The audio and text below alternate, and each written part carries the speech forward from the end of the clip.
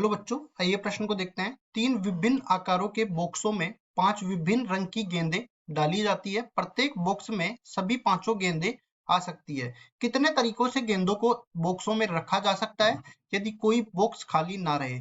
और यहाँ पे देखो 4 विकल्प दे रखे हैं। चारों विकल्पों में जो सही विकल्प होगा उसका चयन करना है। प्रश्न को हल करने से पहले इसकी मुख्य अवधारणा के बारे में चर्चा कर लेनी है।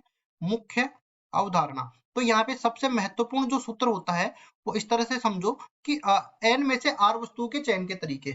n में से r वस्तुओं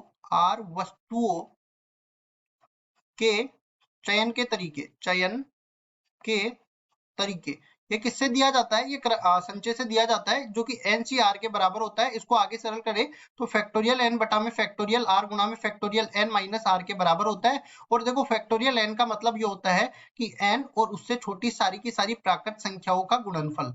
ठीक है, इस तरह से 3 2 1 तक चलेगा ये। और अगर मैं n में से r वस्तुओं के मतलब कि क्रमचय, इसके मतलब व्यवस्था के तरीके अगर मैं बनाना चाहूं तो इसमें भी देख सकते हैं हम लोग। n में से r वस्तुओं को व्यवस्थित करने के तरीके, व्यवस्थित करने के तरीके। अब देखो ये दो तरीके से मैं बताऊंगा इसको। पहले तो एनपीआर द्वारा व्यक्त करते हैं, क्रमचय भी बोलते हैं। ये अपने पास बराबर हो जाएगा फैक्टोरियल n बटा में फैक्टोरियल n माइनस में r। अब ये कैसा है वो भी मैं बता देता हूँ। देखो पहले तो क्या करेंगे, n में से r वस्तुओं को चुनेंगे, तो n में से r वस्तुओं को चुनने का तरीका ncr आ गया। अब r वस्तुओं को व्यवस्थित करने के लिए फैक्टोरियल r करना पड़ेगा। अब देखो ncr किसके बराबर होता है? फैक्टोरियल n बटा में फैक्टोरियल r गुणा में फैक्टोरियल n माइनस r, और इसमें फैक्टोरियल r से फैक्टोरियल r काट दिया तो एनपीआर के बराबर ये बन जाएगा। अब चलते हैं सवाल में। सवाल में जैसा कि हमें दिया गया है कि 3 बक्से दे रखे हैं अपने को, ये तीनों बक्से हमने यहाँ पे रख दिए हैं। अब उसके बाद में ये हमें शर्त दे रखी है। देखो 2 स्थिति हम लोग बनाते हैं यहाँ पे। पहली स्थिति तो ये बना देते हैं और दूसरी स्थिति ये बना देते हैं। अब यहाँ पे क्या करना है कि किसी भी बक्से को खाली नहीं रखना है और 5 बॉलों को यहाँ पे व्यवस्थित करना है। तो क्या करेंगे, पहली बार में मैंने पहले बक्से में 1 रख दिया। अब कितनी अब कितनी गेंदें बच गई? अब 4 गेंदें बच गई। अब देखो फिर से मैंने यहाँ पे 1 रख दिया। अब कितनी गेंदें बच गई? 3। तो 3 गेंदें मैं यहाँ पे रख सकता हूँ। ऐसे ही मैं देखो यहाँ पे बदल बदल के हर एक बॉक्स में ऐसा कर सकता हूँ। तो यहाँ पे देखो करना क्या पड़ेगा, इसी तरह देखो मैं पहले दूसरी स्थिति समझा देता हूँ। यहाँ पे जैसे मैंने बोला कि 1 गेंद मैंने यहाँ पे रख दी। अब 4 मेरे पास बच गई, तो 4 में से 2 मैंने यहाँ पे रख दी और 2 फिर बच गई, 2 को मैंने यहाँ पे रख दिया। अब इनके अलावा देखो अपने को कोई भी व्यवस्था नहीं मिलेगी, या तो 1 1 3 मिलेगा या फिर 1 2 2 मिलेगा। ठीक है, तो इसके लिए देखो क्या व्यवस्था करनी पड़ेगी।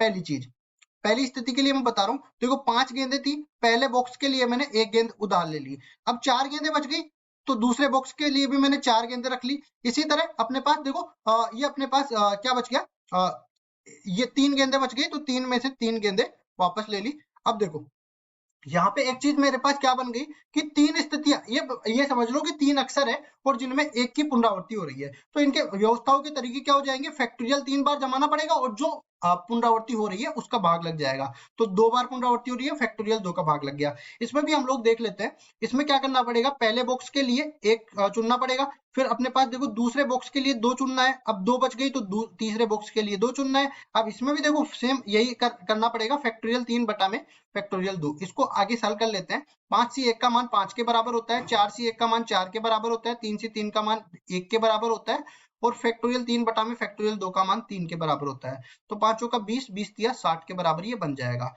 इसको भी हल कर लेते हैं। तो देखो यहाँ पे 5 से 1 का मान 5 के बराबर होता है, 4 से 2 का मान 6 के बराबर होता है, 2 से 2 का मान 1 के बराबर होता है, और फैक्टोरियल 3 बटा में फैक्टोरियल 2 का मान 3 के बराबर होता है। तो 5 6 30, 30 दिया 90 के बराबर यह आ गया। तो हम लोग देख लेते हैं कुल तरीके किसके बराबर आ जाएंगे।